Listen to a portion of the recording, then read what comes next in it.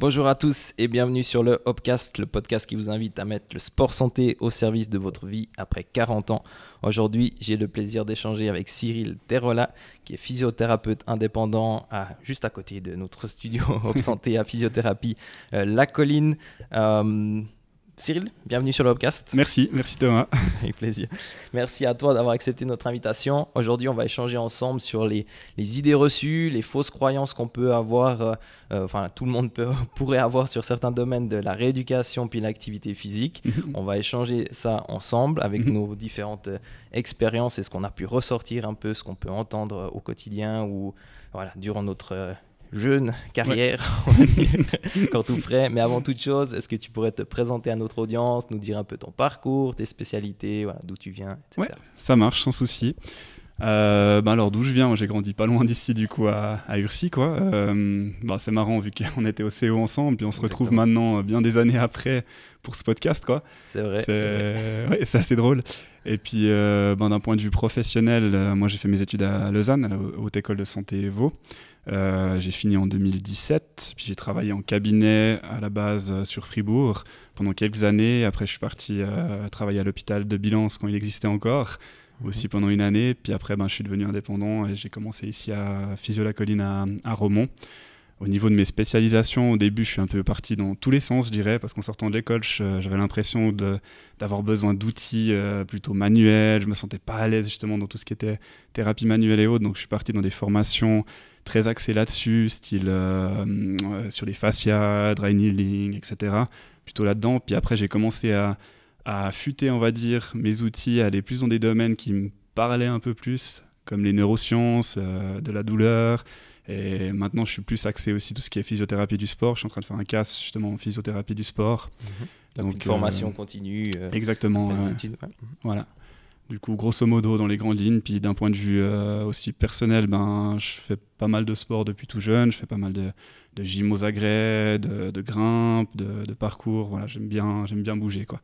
Il fait des choses assez incroyables. Si vous allez regarder sur ses réseaux sociaux.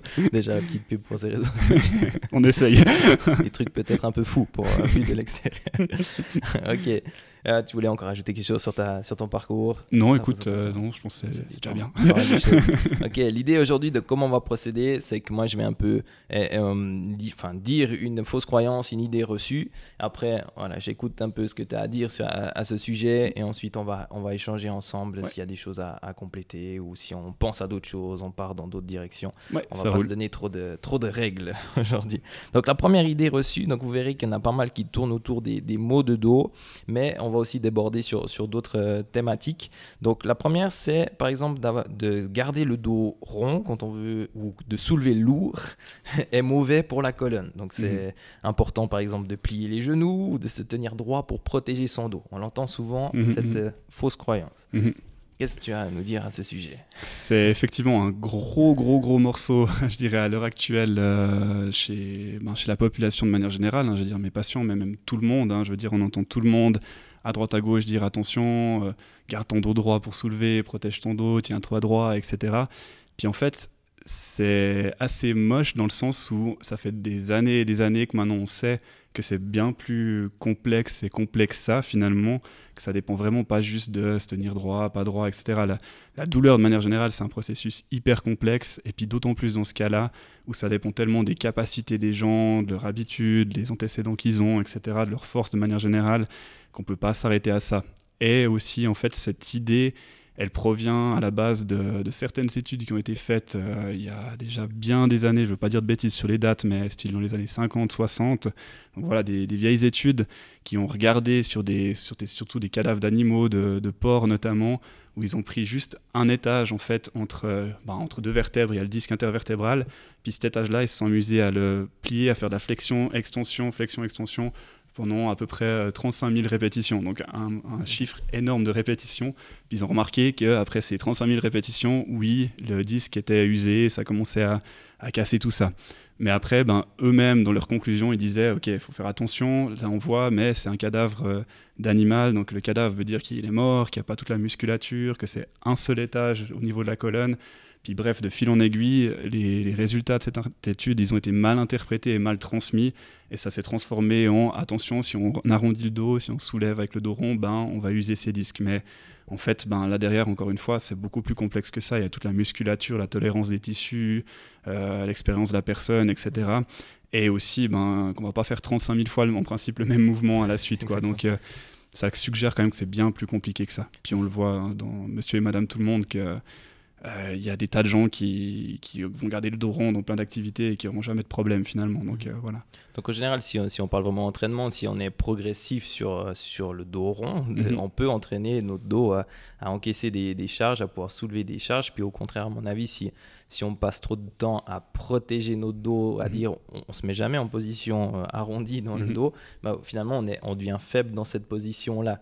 Et du coup, c'est un peu plus dans cette idée-là. Alors c'est clair, des fois, certaines charges, si on n'est pas très échauffé, il faut peut-être réfléchir comment on va porter cette charge. Il y a des manières un peu plus fonctionnelles, on va dire, où on est plus fort dans la position plutôt que fonctionnel peut-être. Et voilà, je pense que c'est plutôt dans cette direction-là. Mais si on est progressif, en général, on peut faire tout mouvement avec cette colonne qui est forte. Totalement. C'est comme tu as dit, le point vraiment hyper important, c'est la progression, cette notion de charger, mais dans la progression, c'est comme tout. Si tu commences l'haltérophilie et que tu vas directement essayer de prendre une barre de 200 kg et faire un squat, ça va mal se passer si tu n'en as jamais fait, quoi. C'est vraiment la même idée, c'est que ton corps, tes structures, elles ont besoin vraiment de contraintes, mais de contraintes progressives, sinon c'est normal, il va réagir, il va y avoir des tensions, il peut y avoir des blessures, des choses qui arrivent, quoi, si on brûle les étapes finalement. Ouais, donc le corps est capable de s'adapter, mais dans les deux sens. Dans les deux sens, c'est exactement. Puis un autre point que j'aimerais rebondir là que tu as dit qui est vraiment vraiment important, c'est que paradoxalement on a beaucoup induit de peur, de crainte, peur du mouvement, etc. et de fragilité quelque part chez nos patients. Donc je dis nous en tant que thérapeute en tout sens. Et ça venait pas d'une mauvaise intention, c'est qu'on pensait que c'était comme ça, donc voilà, on voulait faire bien, on va dire. Mais en fait, justement, maintenant, non, on se rend compte que de dire aux gens, justement, tout le temps se tenir droit, d'éviter cette flexion, etc., c'est comme tu dis, on va en fait ne pas entraîner les gens dans des amplitudes qu'ils vont obligatoirement avoir besoin dans leur vie de tous les jours, parce que même si on veut éviter à 100% la flexion donc lombaire du bas du dos, quand on fait un squat, c'est-à-dire quand on plie les genoux, de toute façon il y en a, même si on se concentre à fond, puis qu'on a l'impression d'être beau droit, il y a de façon de la flexion. Donc pour dire, c'est un mouvement qui est complètement inévitable. Puis du reste, si on parle de notre anatomie, si on était fait pour ne pas aller en flexion, quelque part, alors c'est un peu simpliste de dire comme ça, mais c'est assez vrai quand même, on aurait un fémur à la place de la colonne, on aurait vraiment juste un os qui relierait la tête au coccyx, et puis... Pas toutes ces vertèbres, ces articulations en fait. C'est ça, c'est ce qui nous permet justement d'avoir plein de mouvements, de pouvoir bouger, de pouvoir être confortable, et justement, si on a toutes ces possibilités-là, c'est justement pour être fort dans plein de mouvements différents, et réduire on va dire, le risque de blessure de ce côté-là. Je dis toujours à mes patients, si vous soulevez de la charge, déjà c'est clair qu'il faut utiliser le confort, faut aller dans la position que vous êtes à l'aise, que vous avez l'habitude, que vous êtes fort, sans trop vous poser de questions finalement. Si vous avez l'habitude d'utiliser vos genoux, utilisez vos genoux. Si vous êtes plus sur le dos, utilisez le dos. Mais de manière générale, moi ce que je conseille aux gens, c'est de dire ok, bon, je travaille peut-être, je suis maçon, je travaille sur les chantiers, je vais soulever, je dis un chiffre complètement au bol, mais peut-être 100 fois une charge entre 20 et 50 kilos. Si en fait je suis capable d'avoir plus de possibilités de mouvement, c'est-à-dire des fois j'utilise mes genoux, des fois mon dos, des fois je prends un peu les deux, je vais en fente, etc. Je divise finalement les contraintes que je vais mettre, je vais les répartir sur tout mon corps plutôt que sur tout le temps les mêmes structures. Et là, selon moi, ça c'est plus juste de transmettre des messages comme ça, de dire aux gens, voilà, il faut essayer d'explorer d'autres possibilités de mouvement, renforcer justement dans l'idéal d'autres possibilités pour qu'on puisse répartir les contraintes et puis que finalement on réduise comme ça le risque. Parce que bien sûr, encore une fois, si je fais 200 fois par jour de la flexion avec 20-50 kilos, le type ou la dame qui va bosser 5 jours par semaine, elle va pas se reposer entre deux. C'est pas comme le sportif qui va au fitness et puis qui entraîne ça et qui a des périodes de repos, de récupération entre deux. Là, c'est tous les jours, il doit y aller à fond. Il faut pouvoir l'encaisser, quoi. C'est ça, exactement. Donc mieux vaut répartir les contraintes sur tout son corps que tout le temps les mêmes structures, selon moi, quoi. Ouais, puis en disant ton message, là, c'est en gros, on évite aussi que les gens aient peur de bouger au final. Ouais, peur de bouger leur dos qui est au final fait pour bouger dans toutes les directions. Oui, c'est ça. Ouais. C'est aussi un point que je voulais soulever dans le sens, par rapport à ces messages qu'on disait, on a tellement dit aux gens de se tenir droit, se tenir droit, se tenir droit. Ils ont remarqué aussi, en faisant des études via la recherche, que chez une population de personnes qui avaient mal au dos, en fait, les gens qui avaient mal au dos, c'était les gens qui se forçaient tout le temps à se tenir droit par rapport aux gens qui s'en fichaient, pour ainsi dire, de leur posture. Enfin, alors, c'est un petit exemple, ça ne veut pas dire que ça se généralise à tout le monde. C'est comme tout avec la recherche, faut nuancer exactement, mais ça montre que des fois on veut bien faire, on dit aux gens il faut protéger, puis en fait c'est l'inverse qu'on fait parce qu'ils se crispent tellement, ils deviennent, comme on dit, kinésophobes, ils ont peur de bouger et c'est ça qui crée des problèmes, quoi. Ça me permet de rebondir sur la prochaine idée reçue, c'est que par exemple on va avoir mal au dos quand on est cambré, quand on a une scoliose ou quand on est asymétrique ou une mauvaise posture. Qu'est-ce que tu pourrais dire à ce sujet? C'est aussi un gros morceau, hein. C'est pareil, c'est des choses qu'on voit tous les jours. C'est normal, les gens ils ont ces 10 idées-là parce qu'on leur a rabâché ça depuis tout jeune, hein. Moi aussi, avant d'être dans ce domaine, j'étais convaincu qu'il fallait être bien symétrique, que c'était la cata d'avoir une scoliose, etc., etc. Puis en fait, là, pareil, on se rend compte que si on parle déjà de la posture au sens large, qu'il n'y a vraiment pas de bonne ou de mauvaise posture. Vraiment, la posture, finalement, c'est quelque part, c'est notre anatomie, on est né comme ça. Après, elle peut être influencée par X ou Y facteur, on est bien d'accord. On peut aller loin en se disant, on peut prendre aussi tout ce qui est émotionnel, etc., qui peut... Est-ce que c'est ça qui affecte la posture ou est-ce que c'est la posture et du coup on est comme ça? Voilà, c'est d'autres débats. Mais de manière générale, quand en termes de douleur, en termes de symptomatologie, la posture n'a pas vraiment de lien avec la douleur en fait. Donc pareil, des gens qui sont peut-être un petit peu penchés en avant, les épaules enroulées ou comme ça, on les a beaucoup blâmés à dire si vous avez mal au dos, c'est à cause de votre posture. Donc, guillemets, c'est un peu votre faute. Mais pas du tout, pas du tout. Puis à l'inverse, d'essayer de corriger la posture, ces gens de les forcer tout le temps tirer, c'est peut-être là qu'on induit des douleurs parce qu'ils vont sursolliciter des structures qui n'ont pas l'habitude. Il y a rien de mal à se dire j'ai envie de changer ma posture, j'ai envie d'être plus souple, plus mobile, etc. Tant mieux. Mais c'est comme tout, il faut y aller progressif et puis pas être toute la journée à tirer à fond là-dedans. On dit souvent la meilleure posture, c'est votre prochaine posture, donc dans le sens de bouger, quoi, ouais, c'est ça.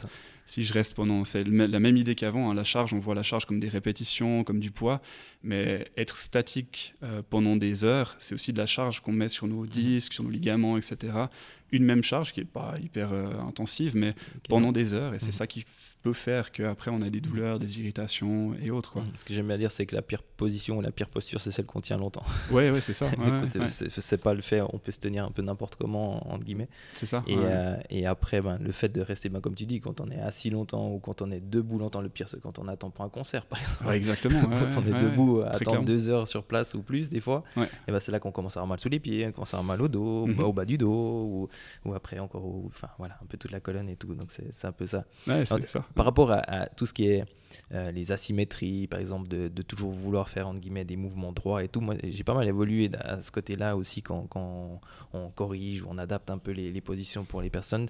J'ai eu tendance à, peut-être il y a bien quelques années maintenant, à être peut-être plus rigide, dire ok, ce mouvement, il faut peut-être aussi, je sais pas, par exemple quand on fait un squat, ok, il faut que tout soit bien aligné, comme on a vu entre guillemets la théorie des squats, donc quand on va s'asseoir, ou d'autres mouvements de ce type. Et puis maintenant je dis, au fait, tant que la personne peut, après c'est une question de pouvoir encaisser la charge dans la position qu'on aime en soi, si c'est un tout petit peu décalé le pied, si c'est la position du haut du corps est un tout petit peu peut-être trop incliné vers l'avant, des choses comme ça. Je pense pas que c'est grave en soi. Après ça dépend aussi de la charge que la personne prend, en plus une charge externe ou des choses comme ça. Je sais pas si tu en penses à ce sujet. Ah mais 100%, comme tu dis, moi jeune physio, j'étais à fond aussi très psychorigide là-dedans, un squat, on garde le dos droit, les genoux passent pas les pieds, etc. Puis heureusement j'ai évolué par rapport à ça parce qu'on se rend compte justement que c'est pas du tout ça.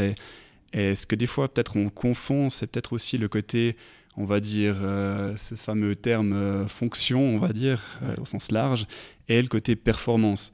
C'est clair que si on prend une extrême, le sportif, peut-être encore une fois l'haltérophile, qui veut être performant dans son squat, dans son soulevé de terre, dans tout ce qu'il fait, bien sûr que là, la technique, elle va certainement avoir une importance et qu'il va falloir être plus pointilleux sur certains détails, certaines choses.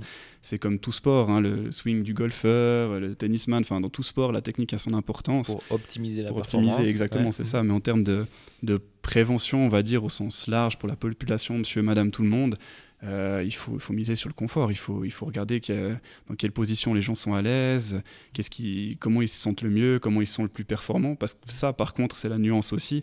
C'est que dépendamment de notre anatomie, de notre morphologie, on n'est pas fait pour bouger pareil. Chacun bouge différemment, quoi. Si on a les genoux un peu plus en X, un peu moins, etc., c'est pas un souci. C'est juste qu'on bouge un petit peu différemment. Puis on peut pas dire tout le monde doit bouger de cette manière, alors qu'en fait, on a tous un panel de morphologie, de corps, de segments, etc., qui est complètement différente. Donc c'est pour ça que dans un premier abord, en tout cas moi, mes patients, patientes, vraiment ce que je leur recommande, c'est de miser sur le confort, de miser la position dans laquelle ils se sentent le plus à l'aise, le plus efficace, et après éventuellement de travailler d'autres positions pour être aussi capable, encore une fois, d'avoir de la variation dans leur mouvement, quoi. C'est ça, puis dans la vie de tous les jours, on n'est pas toujours dans l'axe, on est un peu dans tous les... Aussi dans certains sports, aussi, des fois on entraîne souvent les choses assez dans l'axe ou les choses droites, mais dans le sport, on peut être dans des positions très tordues. Ah mais 100%. Donc du coup, de s'entraîner dans ces positions tordues, on évite des blessures, et ça se retranscrit aussi dans la population générale, dans la vie de tous les jours. C'est ça. Moi, ça m'a toujours, à titre personnel, ça m'a toujours interpellé en venant du milieu de la gym où, comme tu dis, c'est que des positions, on va dire, un peu extrêmes, et entre guillemets, c'est que des mauvaises positions si on prend les idées reçues. Enfin, on est tout le temps dans des grosses flexions, à prendre des impacts en extension, etc. Puis c'est vrai que ça, chez moi, ça fait un conflit, on va dire, intérieur. Quand j'ai commencé mes études de physio, on avait encore un petit peu ces messages-là qui restaient. Puis je me disais, mais en fait, mon sport, il est nul, quoi. Enfin, il est en train de me détruire. Alors que pas du tout. C'est comme tout, ça dépend de la quantité, ça dépend de l'adaptation des tissus, etc., du repos. Ce qui est souvent sous-coté, c'est le repos, finalement, la récupération. Puis progressivement, tu es mis dans ces positions-là aussi. Tu n'as pas été directement... C'est ça, ouais. Puis c'est là aussi où, justement, typiquement, il y a des mouvements qui étaient un peu diabolisés, typiquement de faire des crunchs, de faire des abdos. Dans la gym, c'est un mouvement qui est, on va dire, essentiel, parce que quand on fait des rotations, des choses, on a besoin de ce mouvement, on a besoin de pouvoir aller en avant de manière explosive, rapide, on a besoin de se plier en deux. Et puis si on l'entraîne jamais, c'est là en fait où on prend le risque de se blesser. Donc ça ne veut pas dire qu'il faut absolument en faire chez tout le monde, etc. Encore une fois, c'est à prendre avec des pincettes en fonction du contexte, du sport, du métier, du besoin. Mais en tout cas, à l'inverse, ça veut dire que c'est pas un mouvement qui est absolument à éviter, qui est mauvais fondamentalement, quoi. Ce que tu dis, je vais rebondir, ceci, ça me fait penser qu'il y a des choses qui peuvent être entraînées de manière spécifique pour le sport. Et ça, c'est aussi, on peut retranscrire ça dans la vie de tous les jours. C'est que des personnes ont besoin d'être forts dans certaines positions parce que leur métier demande cette contrainte-là. Et on devrait s'entraîner, à mon avis, dans ces positions spécifiques pour métier, pour pouvoir encaisser plus ces charges. Alors après, il y a aussi, par exemple, typiquement des positions, si on doit rester longtemps debout, même à travailler, et qu'au bout d'un moment, ça nous fait mal au dos, il y a une première chose à faire, ce serait de sortir un peu de ces positions-là. Mais après, on pourrait dire, ok, alors peut-être debout, je sais pas si c'est le meilleur des exemples, mais s'entraîner dans cette position pour être capable d'encaisser un peu plus de ces charges-là. Et tu es d'accord avec cette idée-là? J'en suis persuadé. Pour moi, il y a beaucoup de blessures qui arrivent justement dans le monde du travail peut-être, où les gens ils ont un certain niveau de base, ils partent peut-être d'ici, et puis en fait leur boulot, la demande elle est ici, puis entre ça et ça, ils ont un jour on va dire pour faire le pas quoi. Alors que si on les entraînait progressivement, ils auraient peut-être plus que la moitié. Et du coup, ils ont moins de risques de surcharger leurs tissus, de surcharger leur articulation et de se faire mal, quoi. Donc ça, c'est 100% juste, d'entraîner les mouvements qui vont être contraignants pour le boulot. C'est vrai qu'on voit souvent le sport. Dans le sport, ça paraît logique d'aller progressivement, finalement, pour atteindre un niveau. Mais en fait, dans le travail, ça devrait être un petit peu pareil. Surtout les travaux physiques, mais aussi les travaux statiques, finalement, où on devrait entraîner aussi son corps. Si on n'a pas le choix de ne pas bouger, il faudrait aussi y aller progressivement, dans le sens de pouvoir rester peut-être 10 minutes assis, se lever, 10 minutes assis, se lever. Peut-être qu'en faisant comme ça, on arrive à habituer aussi les structures, les tissus, et qu'on tient un peu plus longtemps après assis. C'est un peu la même chose, quoi. Puis après, pour rebondir, il faut quand même pas rester trop longtemps assis. Exactement, c'est pas le but. Après, alors, c'est comme dans le boulot, c'est pas le but d'avoir 200 kilos toute la journée sur les épaules. C'est ça. Au bout d'un moment, le corps a quand même certaines limites Même s'il y a des gens très très forts, il y a des limites qu'on ne peut pas dépasser, quoi. Ça c'est clair. En termes de santé après aussi, c'est important de se lever régulièrement. 100%. On l'oublie aussi, la sédentarité, ça passe par le temps passé assis. Ouais, très clairement. J'ai fait une parenthèse. Mais... Non, mais c'est juste, c'est bien de le dire, parce qu'encore une fois, ça rejoint ce que je disais au début. Des fois, on a on va dire des études, des conclusions, des débats et autres, puis on tire des conclusions de ça un peu, on prend des raccourcis parce que ça a peut-être été mal exprimé ou mal interprété, donc c'est juste, il faut toujours... Comme ça on précise les choses. Ouais. Et je suis sûr que tu étais sur la même longueur d'onde de toute façon. 100%. On va passer à la prochaine, donc toujours avec le dos, par exemple quand on a une hernie discale ou qu'il y a une indication, une information qui est donnée par une IRM, c'est de toute façon dû à ça qu'on a mal au dos. Alors ça aussi, encore un gros sujet, l'imagerie finalement. On sait aussi déjà premièrement que on peut pas vraiment bien corréler l'imagerie avec la douleur, les symptômes. Dans le sens, on va peut-être couper ce bout-là, on peut pas vraiment bien corréler l'imagerie plutôt avec la douleur. Ça dépend aussi beaucoup des symptômes de la personne. Donc typiquement, si on a une hernie discale, et qu'on a vraiment cette hernie qui est en conflit avec la racine nerveuse, qu'on le voit à l'IRM, et que la personne elle vient avec une irritation du nerf sciatique, etc., on sait qu'il y a plus de chances que oui, ce soit pertinent.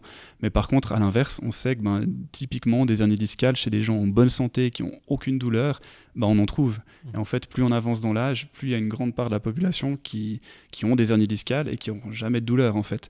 Et ça, on parle d'hernie, mais on parle aussi pour ça d'arthrose, de lésions au niveau peut-être des ménisques. Enfin, on se rend compte un peu partout dans le corps que finalement, ouais, c'est pas si évident que ça. C'est pas parce qu'on voit qu'il y a un petit truc que forcément il est symptomatique.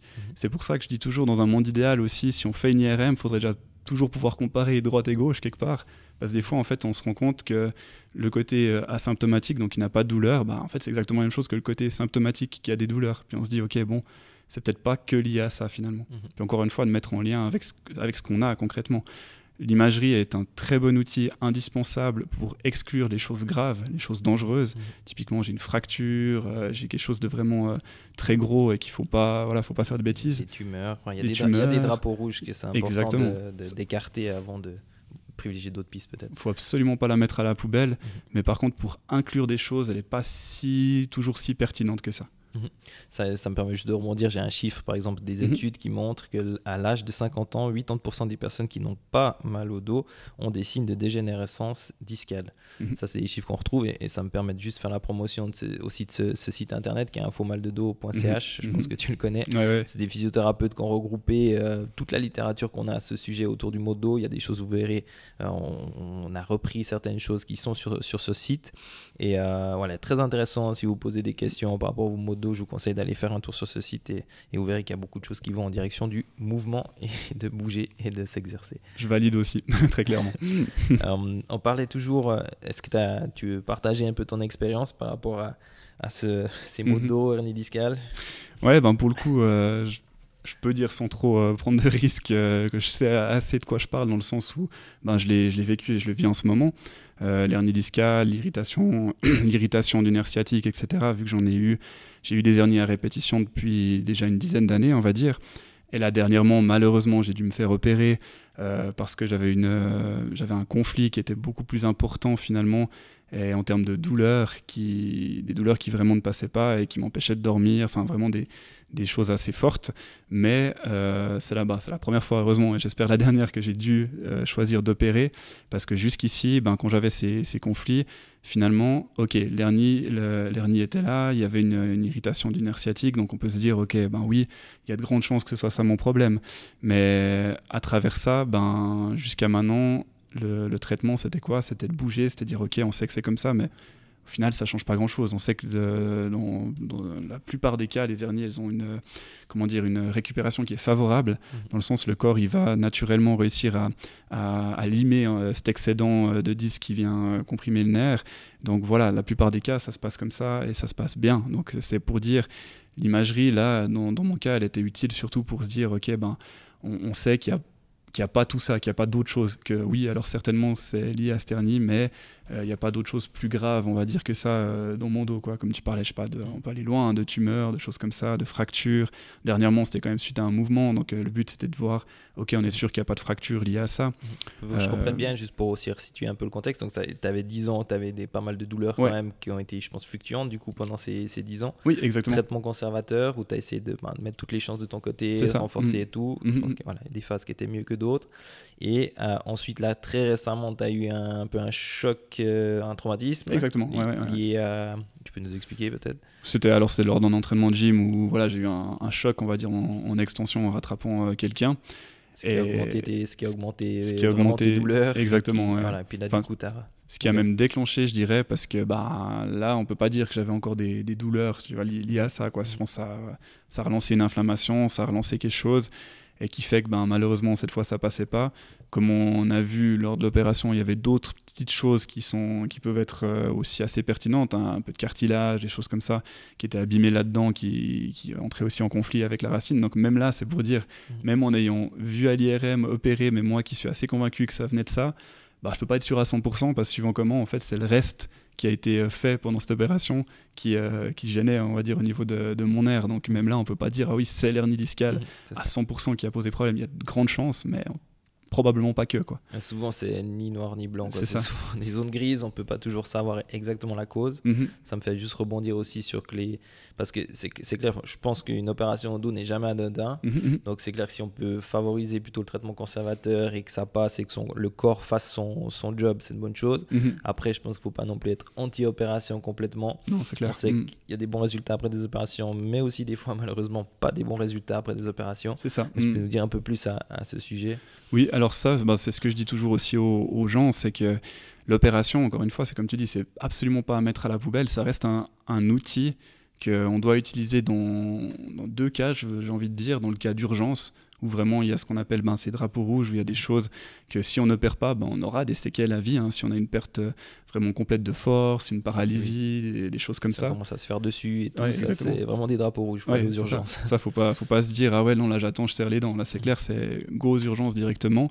Et puis le deuxième cas, c'est justement quand même cette douleur ou ces symptômes qui ne s'améliorent pas malgré le traitement de conservateur, malgré tout ce qu'on peut faire. Si on a fait tout ce qu'on a pu et que ça ne s'améliore pas, il y a un moment donné où l'opération, on sait que dans plein de cas, à court terme, elle sera même plus efficace que le traitement conservateur sur la douleur. En tout cas, si je parle de l'hernie discale. Après, comme tu dis, une opération, ça reste avec toutes des contraintes, des dangers. Le premier risque, c'est qu'elle ne marche pas finalement. Donc une opération dans le vide, c'est pas terrible si on a, entre guillemets, brûlé les étapes et qu'on n'a juste pas été assez patient, assez persévérant plutôt, et qu'on s'est dit là ça fait 2 semaines que j'ai mal, allez go, puis qu'on n'a rien fait d'autre. C'est pas très très malin, j'ai envie de dire. Mais après dans mon cas, si je partage mon expérience, c'est des douleurs où je dormais plus la nuit, des douleurs qui allaient en s'empirant de plus en plus, où joliment je sortais plus de chez moi parce que ça me faisait trop mal. Dans un cas comme ça, pareil, finalement, il faut pas non plus attendre des mois et des mois. Enfin, ça se discute, hein. Peut-être que quelqu'un d'autre que moi aurait attendu des mois. Et puis on sait justement que là, je parlais des résultats à court terme qui étaient meilleurs apparemment pour les opérations au niveau de l'hernie discale, mais les résultats à long terme sont similaires d'un traitement conservateur, donc sans opération, d'un traitement chirurgical. Donc pour dire, quelque part, peut-être que si j'avais réussi à serrer les dents encore 2 mois, peut-être j'aurais pas eu besoin de cette opération. Mais disons que c'était pas la première fois que tu avais mal aussi à cet endroit-là. Exactement, c'est ça. Après, j'aimerais rebondir sur ce que tu as dit, si on a tout fait pour essayer, parce que toi, tu es quelqu'un qui est actif, qui s'entraîne. Je dirais il y a des choses à faire en plus peut-être pour ces douleurs-là que de... je catégorise un peu, mais directement prendre uniquement les médicaments et puis dire ok, j'essaye que ça passe comme ça, je vais me faire masser, j'ai rien contre les massages, j'ai rien contre l'ostéopathie, j'ai rien contre l'acupuncture, c'est des outils qui peuvent vous aider, on va certainement aborder ce sujet-là pour vous donner un tremplin, pour vous mettre plus en mouvement, mais je pense que ça passe aussi par... Alors s'il y a une phase de physio, de rééducation, et ça passe aussi par après un entraînement, une hygiène de vie, j'ai envie de dire générale, même au-delà de l'entraînement, que ce soit pour le sommeil, que ce soit pour l'alimentation également, la gestion du stress, c'est souvent ça le mode de vie, mais l'entraînement, le renforcement, après moi c'est ma spécialité, c'est pour ça peut-être que j'aborde ce sujet-là, mais je pense que c'est ça qui fait partie de toutes les chances qu'on met de son côté. 100%. Et après si on a essayé tout ça, alors, à part, nous, on exclut les exceptions, les drapeaux rouges. Mais si on a essayé tout ça, en gros, après, on peut décider correctement, dire, OK, ça passe pas, j'ai tout essayé, là, je vais peut-être me faire opérer. Oui, totalement. Puis un point qui est important dans mon cas que tu as dit aussi, c'est que j'ai entre guillemets l'habitude, c'est pas la première fois que j'ai eu ce type de douleur. Et clairement, il y avait quand même cette fois quelque chose de différent, c'était l'intensité de cette douleur qui m'empêchait vraiment de dormir. Moi, c'est souvent ça, un des critères aussi en plus de tout ce qui est rééducation, tout ce qui est renforcement et autres. Si les douleurs quand même persistent la nuit, empêchent vraiment la personne de fonctionner, elle empêche de récupérer, et ça que c'est pas juste 2 jours, hein, parce qu'encore une fois, les premiers jours c'est presque normal vu qu'il y a de l'inflammation, enfin ça peut arriver, mais si ça reste, c'est là aussi où, de mon point de vue, ça sert à rien non plus de forcer trop, d'attendre des mois et des mois, parce que si le sommeil va pas, c'est la cascade après, c'est le pire. Le sommeil, ça reste à mon sens aussi un des premiers, et puis c'est pas que moi qui le dis, c'est aussi la recherche, un des premiers outils qu'on a de récupération. Ça veut pas dire qu'il faut rien faire et juste dormir, vraiment pas, mais ça veut dire qu'il faut un sommeil de qualité, il faut suffisamment d'heures de sommeil, puis comme tu dis après, il faut bien sûr bouger, renforcer, etc. Mais c'est pour ça, c'est hyper important que en cas de douleur, en cas de problème, tout ce qu'on peut mettre en place, tout ce qu'on peut améliorer, qu'on le fasse avant de dire je saute sur le bistouri, ça c'est clair et net. Sinon c'est... Surtout que ce ne sera pas forcément mieux, parce qu'après une opération c'est égal rééducation, c'est-à-dire qu'après il faut se renforcer, il faut reprendre une hygiène de vie, donc au final la finalité ce sera la même des deux côtés. C'est ça, Donc je rebondis juste un peu par rapport à des fois les informations qu'on retrouve sur les IRM. Des fois, ça ne veut pas tout dire. Ça donne une indication, c'est des outils, c'est une indication de plus. Ça peut éliminer des drapeaux rouges qui sont à éliminer. Mais après, ça ne veut pas tout dire. Comme tu dis, ça ne reflète pas. C'est ce qu'on voit des gens qui ont des hernies discales, qui n'ont pas du tout de douleur. Et ça ne reflète pas non plus toujours, ni noir ni blanc de nouveau. Ça ne reflète pas toujours tout l'état de la personne qui suit. C'est ça. Je trouve, Parce que par exemple, moi je donne aussi mon exemple du genou. Là, récemment, j'ai parlé dans un autre épisode, donc je ne vais pas non plus trop m'étaler là-dessus. Mais par exemple, mon IRM disait au moins 50% déchiré. Mais qui sait si c'est 50,1 ou 99,99 Donc tu vois, personne ne peut le savoir, ni le médecin, enfin personne. C'est mon corps qui peut le savoir, mais il ne peut pas nous le dire malheureusement. Exactement, c'est ça. C'est qu'on va tous réagir d'une manière différente. Entre guillemets, si on prend des jumeaux dans exactement le même contexte, qui se font exactement la même blessure, c'est certain qu'ils vont réagir différemment, c'est certain qu'il y aura quand même une évolution qui sera différente, parce que ça dépend tellement du contexte, il y a tellement de choses qui entrent en jeu quand on a de la douleur. On sait aussi que l'intensité de la douleur, elle est peu fiable par rapport au degré de lésion. Donc typiquement, un exemple, je me lève la nuit, je me tape l'orteil contre une armoire. Le petit orteil, ça fait super mal. 99% du temps, on s'est pas cassé l'orteil, ça a très bien été, mais c'est des douleurs atroces parce que on s'est fait réveiller au milieu de la nuit, qu'on est encore un peu là dans les choux, et puis que d'un coup le cerveau il capte quelque chose qui va pas, puis il envoie beaucoup d'informations pour dire attention, il y a un truc qui va pas.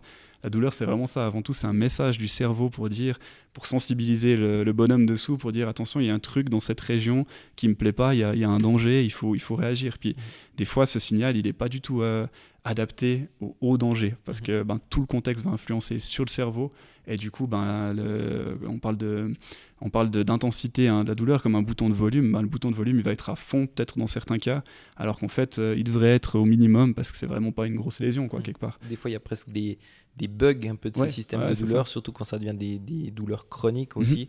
Donc c'est pour ça que des fois c'est dur enfin ça revient aussi sur la douleur qui est multifactorielle. Ça s'arrête pas à une douleur mécanique, je crois que c'est un des points après, mais bref, on marche un peu dessus. C'est vraiment, ça peut être influencé par beaucoup de facteurs. Ça c'est un peu tout ce qu'on a dit, sauf qu'on n'avait pas encore mis le mot multifacteur, mais c'est un peu tout ce qu'on vient de raconter. Ouais, totalement. Donc voilà, c'est difficile des fois ces douleurs à gérer. Mais clairement.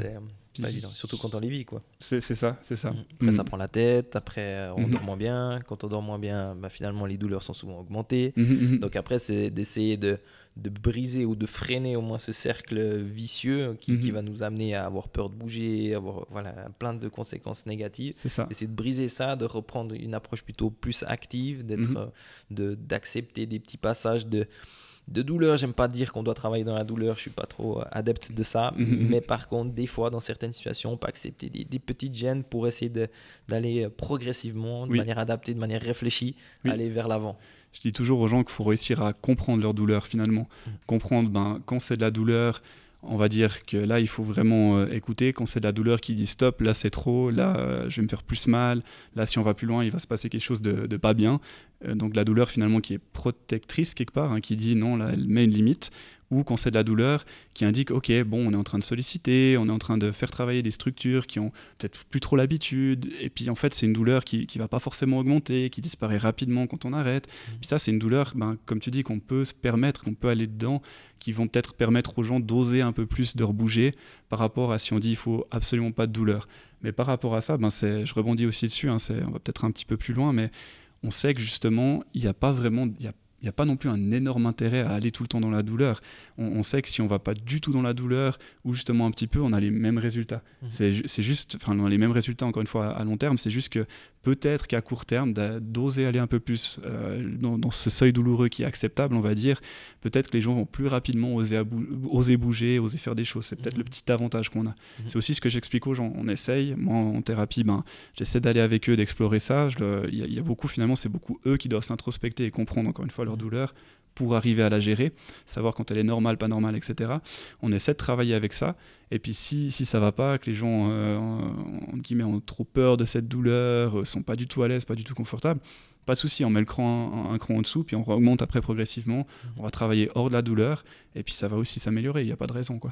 Faut voir la réaction aussi du corps. Moi je dis souvent aussi 2-3 jours après. Exactement. Si on a une douleur qui a été augmentée, qui persiste même plusieurs jours que 3 jours, là peut-être qu'il y a quelque chose à adapter. Il faut peut-être adapter tout simplement l'intensité qui a été mise. Voilà. Enfin, on apprend des fois un peu par essai-erreur, mais c'est un peu le chemin à avoir quand on a des douleurs. Oui. Et puis une chose qui est particulièrement des fois compliquée, c'est avec les personnes qui ont de l'arthrose par exemple. Récemment, maintenant ça fait un peu plus d'une année, mais j'avais participé à un congrès où j'ai donné une présentation, un congrès de gérontologie ici à Fribourg. Et il y avait un physiothérapeute qui était spécialisé, certainement tu le connais, mais j'ai oublié son nom, il faudra que je recherche, mais sur l'arthrose notamment, il y a un programme qui s'appelle le GLAD, si je ne me trompe pas, qui met en exercice en soi les personnes qui ont de l'arthrose avec des effets vraiment intéressants. Et il disait, c'est clair que pour ces personnes qui ont de l'arthrose, pendant un entraînement, c'est possible que même la douleur s'augmente légèrement ou qu'il y ait toujours un peu une petite gêne, ce qui est assez logique. Vu qu'il y a de l'arthrose, il y a moins de cartilage, il y a de la logique là derrière. Et que ça peut même être augmenté un peu après l'entraînement. Ça peut même être augmenté même un jour peut-être après.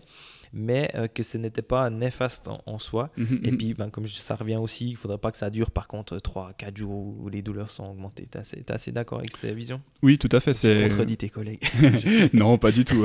Dans le sens où je trouve effectivement, c'est peut-être des fois la limite. Il faut jamais généraliser tout à tout le monde. Et aussi ce genre de message positif finalement, c'est que oui, moi de manière générale, je donne la consigne comme ça pour la douleur, mais tu as 100% raison, c'est qu'en fait ça reste du cas par cas. Et dépendamment de la pathologie, dépendamment de la problématique de la personne, de la tolérance aussi de la personne, si on voit qu'on n'est pas en train d'irriter, qu'on n'est pas en train de revenir en arrière, que tout le reste à côté, parce qu'il y a la douleur, mais il y a ce qu'on appelle, encore une fois, la fonction au sens large, on peut débattre du terme, mais tout le reste, en fait, si la personne bouge mieux, si la personne est plus à l'aise dans sa vie de tous les jours, qu'elle est plus confortable, elle soulève plus de poids, etc., qu'elle peut retravailler, mais que la douleur, finalement, elle a tendance à... Ça irrite un peu, mais ça redescend, on peut pas dire qu'on fait faux quelque part, on est en train d'améliorer sa fonction, on est en train d'améliorer la personne. Le cas où je dis où il faut peut-être revenir en arrière puis se dire ok, là il faut lever un peu le pied, c'est la personne justement qui a des douleurs quand même qui augmentent, mais qu'à côté la fonction elle diminue quelque part, elle arrive après redescendre, mais parce que du coup elle commence à moins bouger, ou alors elle dort moins bien, enfin bref, qu'il y a aussi d'autres choses à côté qui commencent à baisser. Là on peut se dire ok, chez cette personne là peut-être qu'il faut quand même que j'adapte mon traitement, peut-être qu'il faut qu'on soit un petit peu plus qu'on lève un petit peu le pied par rapport à est-ce qu'on va dans la douleur ou pas du tout, quoi. Ouais, c'est intéressant. Ça rejoint un peu ce qu'on a déjà dit avant, mais que une des idées reçues est aussi que la douleur a toujours une cause mécanique. Alors on l'a dit un peu, c'est multifactoriel, il n'y a pas forcément de coupable qu'on arrive à trouver de manière précise, coupable entre guillemets. Je sais pas si tu as encore quelque chose à dire à ce propos ou si on passe directement là-dessus. Pour compléter, ça rejoint ce qu'on a dit avant, c'est clair, mais encore une fois, la douleur ne veut pas dire qu'il y a fondamentalement une lésion derrière. C'est le cerveau qui dit à un moment donné, ok, là, il faut faire gaffe, il y a un danger quelque part. La douleur, c'est plutôt ça, c'est un danger, le cerveau, il détecte quelque chose. Puis des fois, malheureusement, surtout dans le cas de maladies chroniques, etc., de douleurs chroniques, le cerveau, il a tendance à amplifier ce signal, à devenir en fait tellement performant pour reconnaître le moindre petit truc qui se passe qu'il va directement envoyer de la douleur. Puis c'est pour ça qu'il n'y a pas forcément de lésion à la base.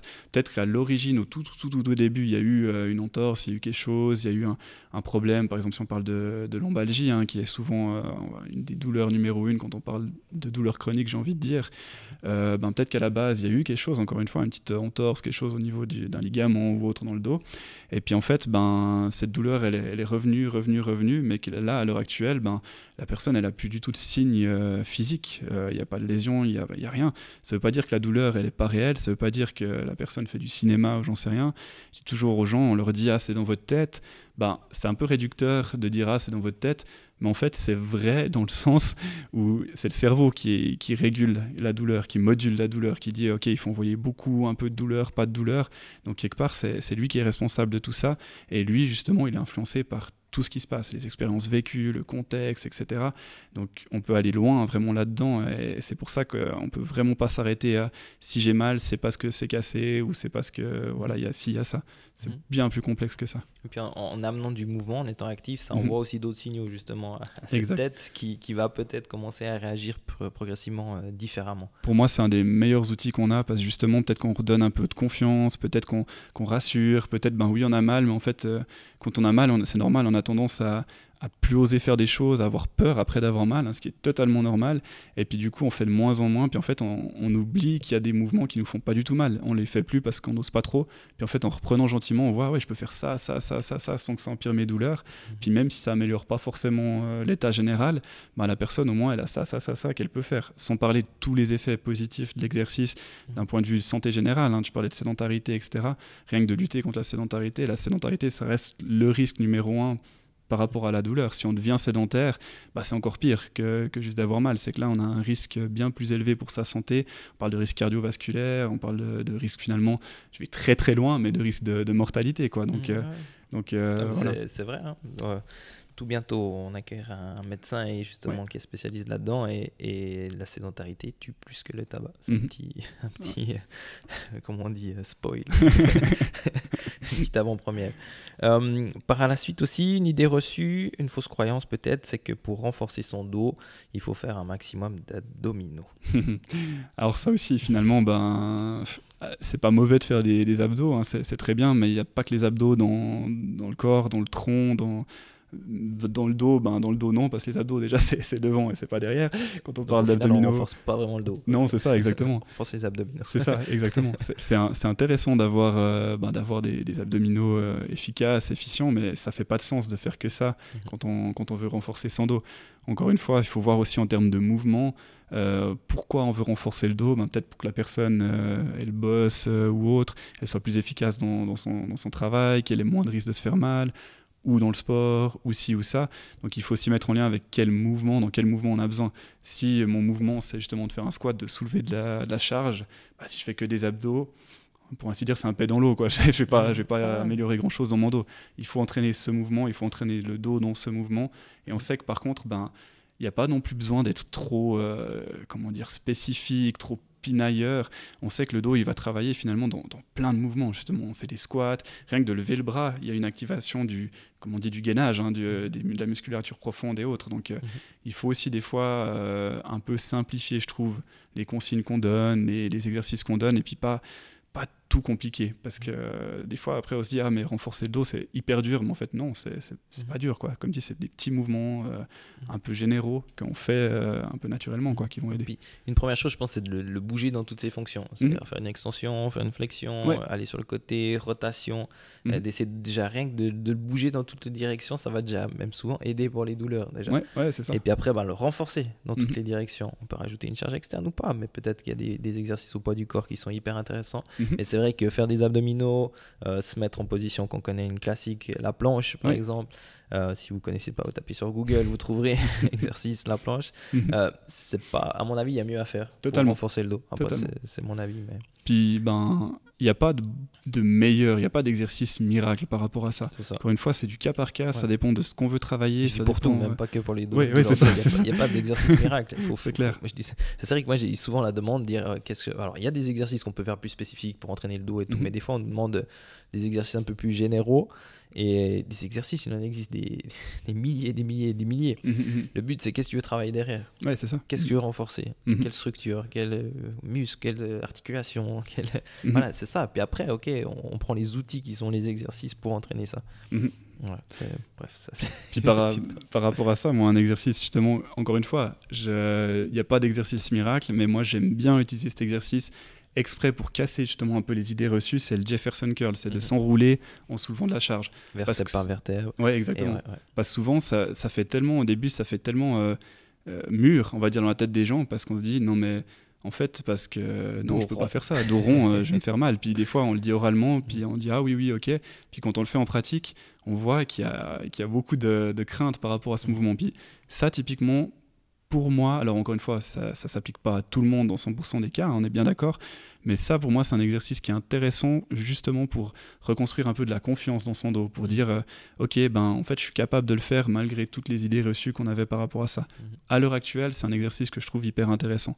Dans 20 ans, on espère que le message sera différent et qu'il n'y aura plus besoin de faire cet exercice, on va dire, ou que dans certains cas, justement pour renforcer pour certains mouvements. Mais il est intéressant justement parce qu'il faudra aussi taper sur Google si vous ne voyez pas quel mouvement c'est qu'il bouge mais justement vertèbre par vertèbre. C'est ça. Vu que la colonne, c'est pas un bloc, comme tu as dit, c'est pas un fémur, du coup, c'est important de bouger chacune de ces articulations. Puis on voit quand il y a des douleurs, des fois, typiquement en lombalgie, comme tu dis, au bas du dos, dans les lombaires, on voit tout d'un coup que ça bouge en un bloc. Et en fait, on a perdu l'habitude parce que la personne s'est complètement bloquée, figée ou tenue droit tout le temps, qu'elle n'arrive plus à bouger autant bien cette partie-là. Et rien que le fait de ramener du mouvement justement dans ces zones-là, même spécifiquement, avec le Jefferson Curl, du coup tu l'as de toute la colonne, je trouve que c'est hyper intéressant. Puis après, il faut être progressif, bien sûr. C'est clair. Peut-être au début, on le fait sans charge. On peut le même faire comme éveil musculaire, articulaire le matin. Et puis petit à petit, on rajoute de la charge externe et c'est hyper intéressant. C'est vrai que ça, c'est un exercice intéressant pour travailler la colonne. Mieux que les abdominaux. Ouais, ça c'est clair. Enfin, après, si vous voulez travailler les abdominaux, vous pouvez faire les abdominaux. Il n'y a aucun souci, mais c'est clair. On n'a rien contre les abdominaux. C'est ça. C'est intéressant, mais justement, les abdominaux, nous, par exemple, dans les séances qu'on propose, dans beaucoup de mouvements, ils sont impliqués, même si on n'est pas focus que sur ces abdominaux. C'est un soutien pour le tout. Et c'est la même chose pour le dos. Pour renforcer, il faut aussi renforcer autour de la colonne. Mais si on veut entraîner spécifiquement, il faut entraîner le dos spécifiquement. Ouais, voilà, donc, oui. Il y a aussi une autre idée reçue, c'est la course à pied est dangereuse pour le dos. Ou si par exemple j'ai de l'arthrose aussi, c'est dangereux pour le dos, de courir. Pour le dos, j'ai un peu mélangé. Si on a l'arthrose, c'est dangereux de courir. Ouais. C'est l'idée aussi. Effectivement, c'est un message qu'on entend malheureusement encore souvent. Et pareil, j'ai envie de dire, c'est un petit peu comme tout ce qu'on vient de dire. Ça dépend vraiment, c'est du cas par cas déjà. C'est clair que la personne qui, quand elle court, elle aura mal. Il y a peut-être un truc à adapter dans la manière dans laquelle elle court, la durée, l'intensité. Il y a quelque chose qu'il faut travailler. La course, ça reste aussi de la charge sur une durée, la charge répétée sur une durée. Donc il faut adapter cette charge si la personne a des symptômes, ça c'est clair et net. Mais à l'inverse, justement, maintenant, les études tendent à montrer aussi que la course, si elle est faite de manière progressive, si elle est faite de manière entre guillemets intelligente, au contraire, on va renforcer son corps. Notre corps, il s'adapte aux contraintes qu'on lui met. Il y a ce qu'on appelle cette mécanotransduction, la transmission du signal mécanique en une interprétation par le cerveau, et qui va faire que le cerveau il capte, ah ok, il y a des chocs là, il y a quelque chose qui se passe à ce niveau-là, alors il faut que j'envoie des substances pour renforcer exactement cette zone.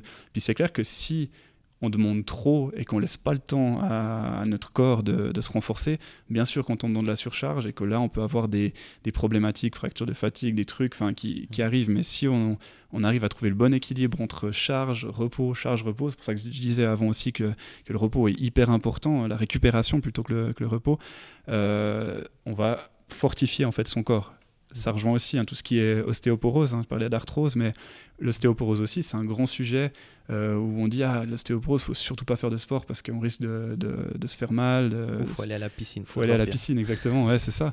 Mais non, l'ostéoporose, c'est comme tout. C'est du choc qu'il faut mettre des contraintes. Des contraintes, ouais. Si quelqu'un qui a de l'ostéoporose, je lui fais sauter sur du béton à 3 mètres, on est bien d'accord qu'il va se faire mal. Mais il faut y aller progressif. C'est comme dans le podcast que tu as fait récemment avec Xavier, qui l'expliquait, l'image de l'astronaute. l'astronaute par rapport à l'ostéoporose, c'est exactement ça. Ouais. C'est que voilà, il faut recommencer progressivement à mettre de la charge, mais c'est essentiel. Sinon, notre corps, c'est le roi des flemmards. Si on ne lui met pas des contraintes, à l'inverse, tu vas te dire, mais pourquoi je garde ça? Enfin, j'ai pas besoin que mon dossier soit solide. C'est ça, c'est que le corps, il s'adapte dans un sens comme dans l'autre. Si on le stimule, il va s'adapter à ce qu'on lui impose comme stimuli, et sinon, il s'adapte quand on lui donne rien. Il va s'adapter, il dit, on n'a plus besoin de ça. C'est exactement ça. Ouais. Et c'est là qu'on voit, c'est important, c'est le dosage de l'activité. C'est pour ça que j'ai cru que tu voulais venir sur ce point-là. C'est que Xavier, ton collègue, il disait trop vite. On veut faire trop vite les choses. Mais du coup, c'est là qu'on revient à plusieurs termes qu'on a déjà utilisés. C'est de la surcharge progressive, d'aller progressivement dans la charge qu'on impose à notre corps. Ensuite, de doser l'activité. Souvent, des fois aussi, on le voit un peu dans les séances. Je me suis fait mal après cet exercice. Alors, je ne sais pas après ce que pensent derrière les gens sur quand ils me disent ça, si c'est je me suis fait mal à cause de cet exercice. Et en soi, cet exercice, il n'a rien fait à personne. Mais en soi, c'est est-ce que peut-être tu n'as pas fait trop de répétitions sur ce que tu es capable d'encaisser à l'instant T. Ça ne veut pas dire que cette charge que tu lui as imposée, tu ne pourras jamais l'encaisser, mais peut-être c'était un peu trop vite. Et voilà, c'est pour ça qu'on dit qu'il faut doser régulièrement l'intensité et les charges qu'on impose à notre corps. Ouais, totalement. Il y a un dicton qui dit le poison est dans le dosage. C'est vraiment ça, quoi. C'est de dire, si j'y vais à fond, que je mets tout ce que je peux, c'est clair que j'ai plus de risques de me faire mal, quoi, si mon corps il est pas prêt à... Comme la noix de muscade. Si un tout petit peu, ça va, mais si on la mange en entier, au début, ça va. C'est exactement ça. Même à la fin, je commence à... ne mangez pas ça. C'est clair. J'ai aussi, j'ai juste par rapport à ça, une étude je vais vous lire, qui a montré que plus les gens couraient, plus les disques intervertébraux au niveau du bas du dos, donc la colonne lombaire, étaient de bonne qualité. Il y a des études qui montrent ça, et après c'est de nouveau cas par cas aussi. C'est ça.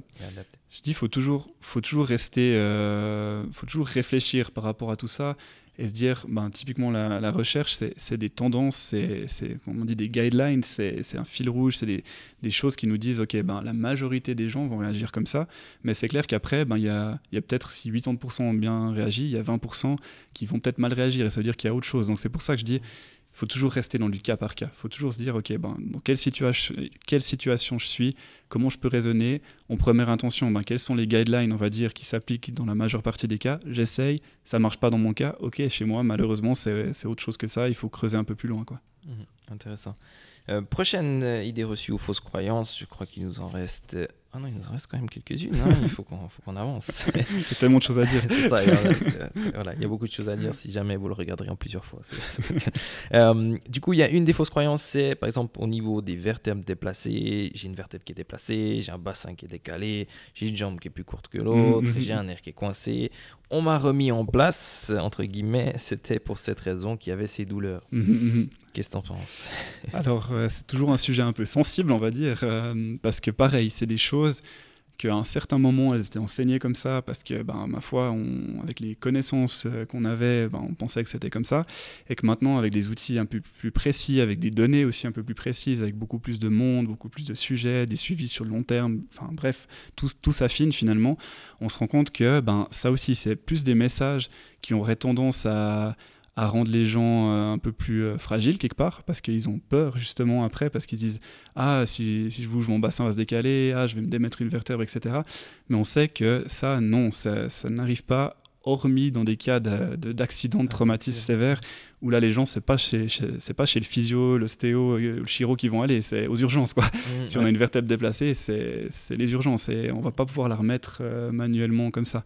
C'est une sensation qu'on a, parce que il y a des fois ces craquements, parce que des fois on a l'impression j'ai bougé, du coup il y a peut-être une tension musculaire, quelque chose qui fait qu'à un moment donné il y a de la douleur à ce niveau-là, puis après en manipulant, en mobilisant, etc., il y a un crack qui se fait, puis tant mieux, certains cas ça les aide, parce qu'il y a tous les effets neurophysiologique, il y a plein de choses là derrière, c'est pas à mettre à la poubelle du tout, il y a plein de choses qui se passent, on rassure la personne, on rassure quelque part les tissus, finalement on donne une info au système nerveux, et puis après derrière il y a ce crack qui est là, et ce crack des fois il est à double tranchant, parce qu'il donne l'impression que quelque chose s'est remis en place, mais en fait ce crack c'est simplement des bulles de gaz dans l'articulation qui se forment dans ce qu'on appelle la cavité de l'articulation, qui est une cavité avec du liquide à l'intérieur, et puis en fait cette cavité, quand on vient l'étirer, la comprimer, etc., il y a des gaz qui se forment, des bulles de gaz, et ce crack c'est simplement ces petites bulles de gaz qui pètent, quoi.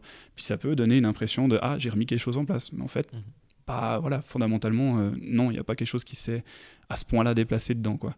Puis J'en discutais avec un ami justement ostéo il y a quelques temps et en fait en soi ils remettent en mouvement un peu les structures, quoi. Ils redonnent du mouvement, ce qui après a un effet souvent positif après. C'est ça. Et après l'idée c'est que ce soit pas entre guillemets une solution à long terme, mais que ce soit, je l'ai déjà dit un peu avant, mais un tremplin après pour dire ok, je continue à mettre ces structures en mouvement. Exactement. Peu importe la manière, mais de les garder en mouvement. Je pense mais c'est ça, je pense qu'il y a peut-être un avantage de ça par rapport des fois à partir juste dans de l'exercice, ça peut être complémentaire finalement, parce que des fois on a besoin, on est humain, on a besoin aussi d'un toucher, on a besoin d'une mobilisation un peu plus entre guillemets précise, parce qu'on n'est jamais aussi précis malheureusement que ce qu'on voudrait finalement, on sait aussi ça, mais par contre de mobiliser des vertèbres et autres, quelque part je dis c'est un peu... C'est du mouvement, ça reste du mouvement induit par une personne, mais sur une zone qui a besoin justement de bouger, parce que peut-être qu'elle est un peu crispée, peut-être qu'elle est un petit peu tendue, et puis qu'on est dans cette rigidité, comme tu dis, et comme dit, ça peut peut-être faire la petite pichenette qui après fait que la personne, elle se sent plus à l'aise pour bouger, qu'elle va commencer à faire ses exercices, à mieux bouger, et que ça va lancer le processus dans le bon sens, quoi. Comme tu dis, c'est rien qui est acheté à la poubelle, c'est tous des solutions. Après, là, ça rebondit un petit peu sur la prochaine idée reçue, qui est vis-à-vis, par exemple, des thérapies passive où on se dit ok, j'ai mal, j'ai une douleur, c'est la solution, je vais aller me faire masser, je vais aller faire comme je disais l'acupuncture ou de l'ostéopathie, ou même je dis ok, on va faire 9 séances de physiothérapie. Alors vous êtes beaucoup aussi dans l'actif aussi, mais il y a des fois des parts aussi de passif, tu seras mieux encore en parler que moi, mais si alors c'est un peu deux idées différentes, mais si on reste sur que le passif, faut pas voir ça comme la solution. Non, je dis toujours, il y a jamais la solution, c'est des outils finalement, des outils qu'on peut utiliser dans certains contextes. On sait encore une fois, les recommandations sont assez claires, que c'est des choses qui peuvent être complémentaires, mais qui ne sont pas essentielles finalement à toute personne. Mais j'ai envie de dire, c'est un peu comme, c'est comme beaucoup de choses, quelque part. Il y a des gens qui vont être très actifs de base, qui vont beaucoup bouger, et ces gens-là, paradoxalement, peut-être qu'il va falloir justement plutôt calmer, pourquoi pas faire un peu de thérapie passive, calmer, donner des infos sensorielles positives au tissu, etc., et faire de l'éducation là derrière, plutôt que encore de l'actif par-dessus, quoi. Parce que ces gens, finalement, ils bougent déjà beaucoup, et peut-être qu'ils bougent de manière un peu à trop surcharger leur structure, quoi. Donc, pour rebondir là-dessus, quand j'ai travaillé avec ton collègue, j'ai été aussi, je m'entraîne beaucoup à côté, et puis quand j'ai dû faire la rééducation pour mon genou, je me suis beaucoup entraîné aussi de mon côté, et justement quand j'allais voir Xavier, au lieu de retravailler ce qu'il aurait certainement fait avec d'autres personnes de la manière active, de faire de l'exercice, de renforcer, et avec moi il m'a complété ma rééducation en faisant plus de manipulation passive, en redonnant du mouvement de manière différente dans mes structures, et au final les deux se sont bien complétés, et c'est aussi pour ça que j'ai dit je vais prendre la physiothérapie justement pour d'autres raisons aussi, parce que ça permet d'avoir un regard extérieur, de pouvoir échanger, et puis ça donne d'autres outils qu'on apprend toujours des autres, donc ça c'est important. Mais effectivement, c'est aussi quand je reviens sur 9 séances de physio égale garantie de résultats et de progrès, de plus de douleur. Non, ça c'est une fausse croyance. Non, puis encore une fois, ces chiffres 9, il ne veut pas dire grand-chose. Ça a été, voilà, exactement, ça a été défini comme ça, de manière générale. En principe, une prescription, c'est 9 séances, parce que ça fait des années que ça se fait comme ça, que les assurances, à la base, ont défini des trucs, des conventions et autres. Mais finalement, en fait, 9 séances, ça ne veut rien dire. Il y a des gens, ils vont avoir besoin de 3 séances, d'autres, ils vont avoir besoin, malheureusement, peut-être d'un peu plus, de 18 séances. Enfin, il ne faut pas s'arrêter aux chiffres, il faut voir vraiment l'évolution, il faut voir vraiment qu'est-ce que la personne a réellement, enfin, le besoin de la personne, quelque part. Et se dire, voilà, il y a des cas, malheureusement, où justement, il faut beaucoup de séances, parce que c'est des contextes, on va dire, particuliers, du suivi sur long terme, des pathologies qui ne vont pas évoluer, ou c'est vraiment maintenir des choses, enfin voilà. Mais la plupart des cas, il n'y a pas forcément besoin de s'arrêter à ces 9 séances, quoi. Puis des fois, je pense qu'il faut... c'est important que si le physio il vous donne des exercices à faire à la maison, c'est important de les faire très régulièrement, parce que si on s'arrête à une séance de 30 minutes par semaine, par exemple, là je généralise un peu et c'est toujours cas par cas, mais ça suffira pas pour après le traitement en manière globale, quoi. notre rôle de physio, je trouve, hein, c'est mon avis qui est discutable, mais c'est beaucoup aussi d'aiguiller les gens finalement. Puis c'est comme tu dis, c'est que les gens, on va faire des exercices en séance, mais souvent ce sera pas suffisant. On est souvent dans l'attente du coup de baguette magique, mais le coup de baguette magique, il n'existe pas vraiment. Des fois, il arrive par une advertence, tant mieux, parce que finalement on a rassuré les gens, etc. Puis ils ont naturellement fait des bonnes choses, hein, puis génial. Mais la plupart du temps, c'est un processus qui se fait sur le long terme. Et ça, c'est toutes des choses, tout du fonctionnement que les gens doivent appliquer au quotidien, hein, pour que ça se passe bien. C'est clair que sinon, on peut faire 45 séances de physio 2 fois par semaine. Ça va pas suffire, parce qu'en fait, dès qu'on arrête, on repart dans des travers qui étaient peut-être pas favorables, quoi, finalement. Donc, une grande part, en fait, de votre job aussi, c'est une sorte d'enseignement, d'éducation. 100%, ouais. Thérapeutique et aussi de manière un peu plus générale, quoi. C'est ça, ouais. Comme dit, hein, on parlait de thérapie manuelle qui est un outil, l'exercice est aussi un outil, quoi. Et cet outil, pareil, chez certaines personnes, il va être intéressant pour montrer des choses, etc. Mais moi, j'ai des patients qui viennent me voir où on fait du 90%, c'est plutôt de l'éducation, justement. C'est de dire, OK, qu'est-ce que vous faites à la maison, comment vous bougez, comment vous gérez la charge au travail, au sport, etc. D'adapter le sommeil, comment vous faites ça. Puis en fait, ces personnes-là, pour ainsi dire, je vais quasiment pas les toucher, des fois même pas beaucoup faire d'exercice, parce qu'en fait, ces personnes-là, elles ont surtout besoin de guidance, quoi, de savoir comment je fais à la maison. Ouais, c'est un peu du coaching de vie, presque. C'est un peu ça, ouais. Diffusion, on est souvent un petit peu entre toutes les professions, on fait un peu les aiguilleurs. Puis c'est aussi un de nos rôles, hein, c'est de dire, maintenant, cette personne-là, elle a peut-être plus besoin justement d'un coaching, d'une préparation physique pour x, y raison. Elle a plus besoin d'aller chez un ostéo parce que justement, c'est peut-être plus vraiment cette technique-là qui va l'aider. Elle a besoin de se faire masser. Voilà, nous, notre rôle, c'est aussi de savoir d'aiguiller après le patient, la patiente au sens large, quoi. Ouais, c'est intéressant. Et puis après, pour revenir aussi sur les thérapies passives ou des massages, ça, ça fait du bien aussi des fois. Ça complète. C'est des choses que ça fait du bien. Ouais. C'est juste que faut pas voir ça comme forcément la solution, toute la baguette magique, comme tu dis, à tous les problèmes. Et ça, c'est valable pour tout, en fait, pour toutes les thérapies passives et actives. On est bien. Ouais, mais c'est ça. Ça, c'est pas non plus. C'est un tout, en fait. C'est ça. Puis on tombe vite dans les extrêmes. On se dit vite, c'est notre biais d'être humain. On a envie que ce soit blanc ou noir. Puis en fait, c'est pas le cas. Ouais, c'est pas le cas. C'est un tout, quoi. C'est ça. Dès qu'on est dans les extrêmes, en général, c'est jamais très bon, quoi. Le prochain aussi, ça concerne peut-être moins nos professions, mais par exemple, on dit souvent pas de sport après une séance d'ostéopathie. C'est un peu une fausse croyance qui peut avoir un peu un fond de vérité aussi, comme un peu toutes ces fausses croyances derrière. Qu'est-ce que t'en penses ? Disons que je serais toujours curieux d'entendre le justificatif vraiment du pourquoi, du comment, parce que comme tu dis, moi aussi. Ma foi, tout se discute, les arguments sont bons, mauvais, enfin voilà, c'est de la discussion, de l'échange, donc peut-être que c'est à nous aussi d'apprendre certaines choses qu'on ne sait pas, hein, c'est tout à fait possible. Je vais inviter bientôt un ostéo. Ce serait intéressant, c'est clair. Ouais, j'avais déjà échangé un peu à ce sujet, mais hors podcast. Ok, excellent. Mais c'est vrai que du coup, moi, mon avis par rapport à ça, je vois pas vraiment le pourquoi du comment. Je veux dire, au contraire, le but pour moi d'une séance où on va redonner du mouvement, où on va relâcher, etc., c'est que la personne puisse bouger après. Donc ça fait pas de sens de dire, oh là, faut surtout pas bouger, pas de sport pendant 3 jours. Enfin, je trouve qu'il y a pas ça fait pas de sens. Et il y a pas de risque de blessure en plus ou de choses, quoi. Encore une fois, je serais curieux d'entendre vraiment les arguments par rapport à ça, quoi. Moi, je te rejoins aussi là-dessus, parce que vu qu'on vient de le dire avant que le but c'est de ramener du mouvement dans les structures, ça va dans une continuité de dire ok, par après on continue à bouger, alors de manière adaptée. Après, sur le point peut-être que je comprends, c'est que typiquement, je pense que tu t'es déjà fait masser aussi, des fois après un massage d'1 heure ou d'1h30, t'es un peu claqué, quoi. Donc tu te dis c'est peut-être pas le meilleur moment pour dire de faire une grande séance de sport.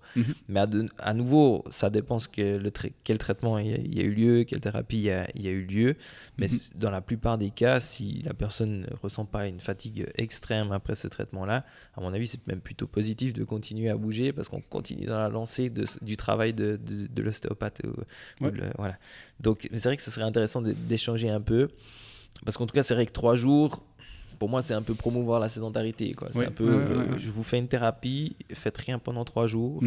Mais si on fait rien pendant 3 jours, quand on dit à des personnes lambda ne rien faire pendant 3 jours, c'est plutôt le canapé ou la chaise qui va se passer. Donc, moi, je nuancerais, mais à nouveau, je pense qu'il y a une part à écouter et à apprendre aussi du pourquoi. C'est ça. Moi, où j'aurais de la peine, encore une fois, peut-être que je me trompe et que c'est pas du tout le cas, et je suis persuadé que la plupart des gens, c'est pas ce qu'ils veulent dire comme message derrière, mais c'est si le message, c'est faites rien, parce que si vous faites quelque chose, vous allez casser le travail que j'ai fait. Parce que ça, comme tu dis, ça rejoint de dire mince, je vais entre guillemets me redémettre ma vertèbre, me redécaler mon bassin parce que j'ai été faire un footing. Enfin, ça fait pas de sens, quoi. Ouais, alors ça, je te rejoins à 100%.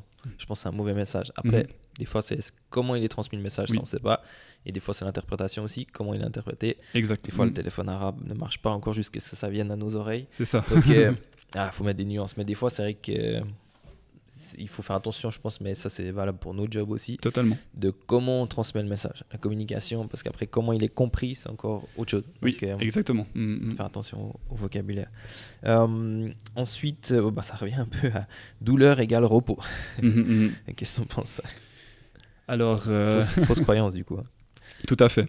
Alors encore une fois, ça dépend ce qu'on entend par repos. Douleur n'est pas égal à il faut plus rien que je fasse finalement. Alors bien sûr, on se fait mal, je me tords la cheville ou autre.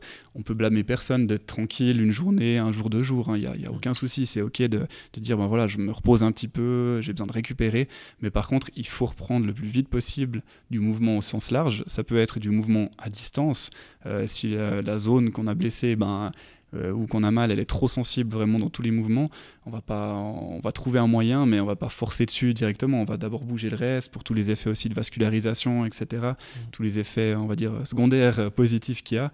Mais par contre, on va pas rien faire, ça c'est clair et net. Encore une fois, 2 jours tranquille, il n'y a aucun souci. Mais après, il faut toujours trouver un moyen de se remettre en mouvement. Puis par contre, ce qui est assez juste, selon moi, encore une fois, puis aussi, pas que moi qui le dis, c'est aussi ce que la recherche le dit, mais c'est justement toute cette récupération qui comprend le sommeil. Si on se blesse, c'est hyper important d'avoir un sommeil qui est réparateur finalement, donc de mettre tout en place pour avoir le meilleur sommeil possible, et si possible une durée de 7-8 heures, quand on sait qu'il faut à peu près cette durée-là. Encore une fois, on ne peut pas généraliser à tout le monde, il y a des exceptions, mais voilà. Bref, il faut ça, il faut que l'alimentation elle soit aussi adaptée. Il faut notamment dans l'alimentation, la petite parenthèse protéines, parce que les protéines, des fois, alors je ne suis pas dans la diète, je ne suis peut-être pas légitime de dire ça, mais ce n'est pas mon domaine, mais on sait quand même que les protéines, c'est quelque chose qu'on a besoin pour la récupération, pour la régénérescence des tissus, etc. Donc je me blesse, ce serait bien quand même d'avoir suffisamment de protéines pour que mon corps il ait de quoi consolider tout ça. L'hydratation aussi, c'est toutes des choses qui doivent être mises en place, et c'est ça qu'on entend repos, récupération. C'est pas comme tu dis canapé télé, encore une fois, 1-2 jours un peu plus tranquille, il n'y a pas mort d'homme, mais par contre, dès qu'on peut, il faut mettre en place tout ça, quoi. Ouais, c'est ça, c'est important. Repos, c'est rarement la solution aussi, mais il faut adapter. Il y a des phases dans le premier podcast que j'ai fait avec un ancien prof à l'université, en gros, il disait des repos relatifs un peu. C'est que dans certaines phases, peut-être, comme tu dis, dès que tu as eu la blessure, des moments où tu vas avoir besoin d'avoir la jambe en l'air un peu devant le canapé. Par contre, il y a beaucoup de choses à faire déjà dès le lendemain de la blessure, dès la blessure. Après, il faut voir le type de blessure. Oui, bien sûr. C'est assez large comme type de blessure. Mais en gros, c'est rarement la solution de se mettre au repos complet. Prochaine. Fausse croyance. Suspense. Ça, on l'a déjà un peu dit. C'est à cause de cet exercice que je me suis fait mal. Ça, c'était une fausse croyance. Mais on l'a dit avant que c'est plutôt une question de dosage et puis de pas excéder ses capacités pour éviter de se faire mal. Donc, question d'intensité, de fréquence, de volume. Beaucoup de paramètres en termes d'entraînement. Aussi, une fausse croyance, c'est j'ai eu beaucoup de courbatures, j'ai beaucoup transpiré, je me suis très bien entraîné. Ouais, ça aussi, encore une fois, c'est plus complexe que ça. La courbature, c'est une réaction finalement d'un tissu qui était pas habitué, pas préparé à une contrainte et qui réagit par rapport à ça. Donc finalement, si on recherche tout le temps la courbature, on recherche tout le temps quelque part à dépasser la capacité de notre tissu, donc c'est pas non plus le plus optimal. C'est inévitable, ça peut arriver des courbatures, et il y a un grand débat aussi là-dedans, des gens il faut absolument éviter, parce que sinon ça veut dire que justement on charge trop, ou ma foi, c'est inévitable, c'est des choses qui arrivent, et c'est pas non plus dramatique d'avoir des courbatures, faut pas non plus paniquer par rapport à ça, mais comme dit, peut-être que la première séance que je fais des squats, j'aurai des courbatures dans les cuisses, fessiers et autres, j'ai pas l'habitude, puis après mon corps il s'est déjà habitué, j'ai plus de courbatures, ça veut pas dire que ça travaille pas, c'est juste que mon corps il est déjà habitué à cette contrainte, ma musculature elle réagit mieux finalement par rapport à ça, je suis quand même en train de travailler. Et la transpiration, pareil, la transpiration, c'est le système de refroidissement du corps. Quelque part, peut-être qu'on a déjà habitué nos tissus, etc., et qu'ils tolèrent un petit peu mieux, quelque part, ce réchauffement, quoi. Ouais, c'est très indépendant à chaque personne, c'est propre à chacun. Par rapport aux courbatures, moi, j'ai la tendance à dire aussi, s'il y en a eu trop dans les jours qui suivaient, si c'était vraiment chaque pas, c'était hyper douloureux à poser, c'est que et l'intensité n'était pas adaptée sur le moment où la personne s'est entraînée. Oui. Après, un petit peu de courbature, comme tu dis, ça a tué personne. Maintenant, même s'il n'y en a pas, ça ne veut pas dire que vous n'avez pas bien travaillé. Exactement, vraiment. Donc ça, c'est important, la transpiration, on l'a dit, je pense qu'il n'y a pas grand-chose à rajouter là-dessus. On a encore 2 fausses croyances. Je suis trop vieux, c'est trop tard pour me mettre au sport. Jamais, c'est jamais trop tard. Encore une fois, c'est clair que la personne sédentaire qui n'a pas beaucoup bougé durant toute sa vie, admettons à 70 ans, elle a envie de plus bouger, de se mettre au sport, bien sûr qu'il va falloir qu'elle y aille progressivement, mais comme tout le monde, l'ancien sportif aussi qui a arrêté un moment, il va devoir recommencer progressivement, il va peut-être juste arriver plus rapidement à un certain niveau que la personne qui était sédentaire, mais tout le monde peut et en fait doit bouger, doit faire pas forcément du sport, plutôt de l'activité physique. C'est pas forcément d'aller faire du fitness ou j'en sais rien, ou dans une équipe de basket, de sport, bref, ça c'est pas forcément le but, mais plutôt justement cette activité physique, de se mettre en mouvement. On sait encore une fois que ça réduit la sédentarité, donc les maladies cardiovasculaires, on sait que ça prolonge l'espérance de vie, etc. Il y a que des effets positifs en fait à se mettre au mouvement, à se mettre même à l'activité physique ou au sport. Il y a vraiment que des effets positifs. C'est ça, puis à tout âge, on peut avoir des améliorations, même si on s'y met tard, mieux vaut tard que jamais. Et la preuve, nous, on intervient dans les établissements médico-sociaux, les EMS, et quand j'avais fait mon travail master, je ne vais pas tout raconter là, mais en gros, on a eu des effets sur des personnes qu'on entraînerait 3 fois par semaine, qui étaient plus en mouvement, et on a eu des effets sur des personnes qui avaient âgé en moyenne plus de 85 ans. Donc, c'est là que la preuve veut que, et mon étude n'est pas la seule, il y a vraiment d'autres études qui existent sur des personnes plus âgées, et il y a toujours des effets qui sont possibles et qui sont intéressants justement à faire et même presque indispensables des fois dans certaines situations. Pour la santé, c'est indispensable. Moi, j'adore avoir des personnes âgées qui viennent parce que justement, il y a aussi un peu une fragilisation de ces personnes où on dit parce qu'on prend de l'âge, il ne faut pas qu'on bouge. Puis en fait, c'est des gens qui ont envie de jardiner, c'est des gens qui ont envie de se balader, qui ont envie de marcher, etc. Il faut les laisser faire et puis il faut les entraîner finalement.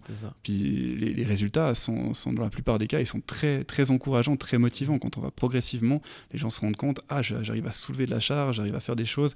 J'ai récemment eu quelqu'un de 90 ans, c'est génial de voir qu'en fait, comme tu dis, à tout âge, on a des capacités et on peut s'entraîner à tout âge. Ouais, puis on a tendance à les protéger aussi quand on parle dans les MS où c'est des personnes qui sont à la plupart dépendantes, on les surprotège. C'est ça. Et oui, il y a des risques de chute, mais au contraire, le risque de rester dans sa chaise ou dans son fauteuil toute la journée est plus dangereux que le fait de marcher. Et puis, il faut profiter de sa vie, quoi. Et ça passe par le mouvement, quoi. Ouais, c'est ça. Tu parles du risque de chute, je rebondis vite dessus parce que c'est intéressant et important, c'est qu'on sait que ce risque de chute est diminué par le renforcement musculaire, justement. C'est ça. Donc ça, c'est un gros point, justement, pour la personne âgée, quoi. Alors, renforcement musculaire, on va aussi faire un podcast sur le muscle plus précisément. Ouais. Et je trouve que c'est un des facteurs clés. Alors, le fait d'être actif tous les jours... Pardon. Le fait d'être actif tous les jours, c'est hyper important. Mais après, si on rajoute du renforcement musculaire, alors ça peut se faire aussi dans la vie de tous les jours.